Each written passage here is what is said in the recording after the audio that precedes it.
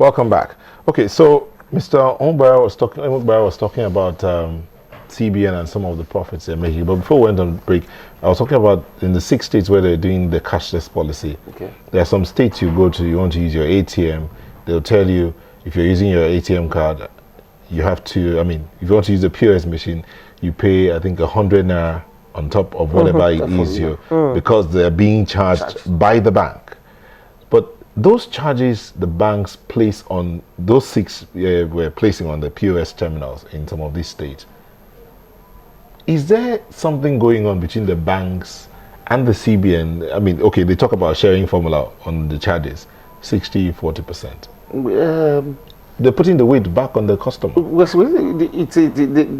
This is a country whereby we expect the government, because the CBN is a arm of government, because they regulate. They should be on the side of customers more than the banks. But it's very clear now that CBN has connived with banks to the extent that our own CBN is now a profit-making organization. Why do you say that? Because they'll be sharing the money, 60-40. Yes, 40 to CBN, 60 to So if at the end of the day, for this cashless policy, each bank in Nigeria made probably the cumulative is 100 billion. So 60 billion goes to the Nigerian banks, 40 billion goes to CBN. So at the end of the day, the CBN is a profit-oriented organization now in Nigeria.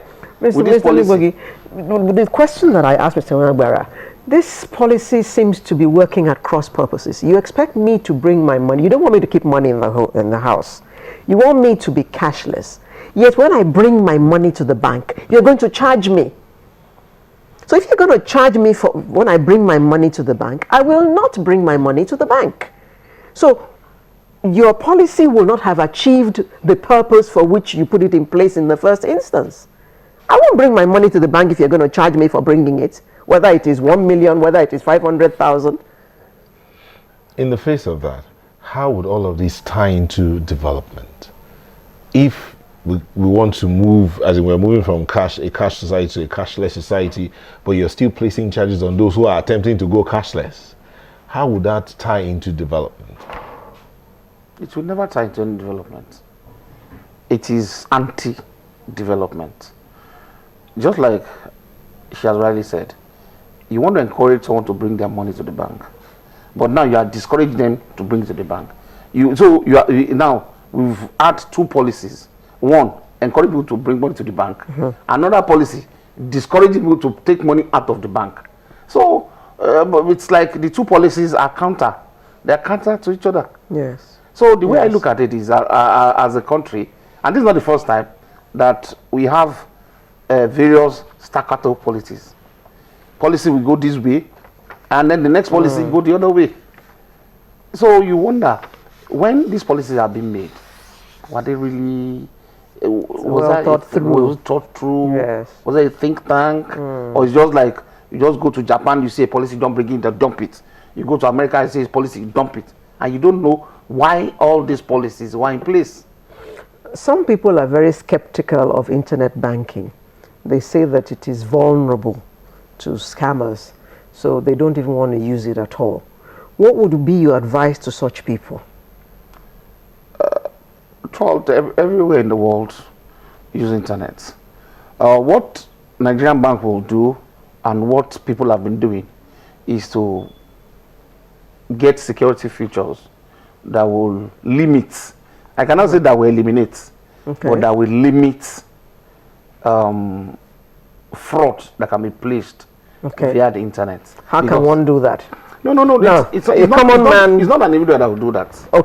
Because the banks. It's the banks. The banks, the CBN, and the CBN should even have a policy that any bank that does not have a security features that are super, and if all its customers are duped or swindled, or they are one way or the other, if they are one way or the other, if they are scammed, then the bank is liable. Yeah. But but you know the funny thing, the banks will always tell you they have they are indemnified for some of these things. It is So guaranteed. the Nigerian banks seem to pull themselves away from anything that will cost them to lose any form of money in whatever way. So how would you say the bank will pay for it? I mean, If there's a policy, who will make that policy? CBN, the Central Bank of Nigeria regulates banks. For who? For what purpose? For the growth of the banks or for the growth of the Nigerian economy through its citizens? Central Bank regulates Nigerian bank. They give them licenses. That's what I'm saying. So they regulate. But hold on. For what purpose is the central bank regulating the banks? For the growth of the Nigerian economy through its citizens, or for the banks to grow themselves? For the growth of Nigerian economy. That's through why. its citizens. No. For the growth of the Nigerian economy, it should not be through its citizens. It should even be for the citizens. Because as a country, I should feel more comfortable bringing my money from elsewhere to Nigeria. Once the banking system is okay and I'm comfortable with everything I have. But if I'm not comfortable, what the banking system will have been doing to me is to repel. So with this now policy of after 500,000 naira, you're charged. Do you think those people will want to bring their monies into Nigerian banks to deposit here, knowing that they will be charged? There will be a lot of. I mean, I know between now and April 1, which is going to kick off, there will be a lot of people. There will be some reversals because in the long run, it will not work. I've already given you I've given you the basic analysis. The guy that sells okrika for 1,000 people per day It's now called bend down. and then the guy doesn't pay the guy. So, and we have more than millions of people that do such jobs. So, if they are not encouraged to take their money to the bank, I don't know who now take their money to the bank. What about those who sell in the market, who sell foodstuff? Foodstuffs. You buy 2 bags of rice, 4 bags of rice. Before you know it, you have 1 million. And because you want to go and deposit, because such people, they don't have a corporate account. They deposit in Alaja's name. Yes. Then he pays. And she pays her profit. Alaja's money will never end up in the bank. No, Alaja's never money end up won't in go the to the bank bank.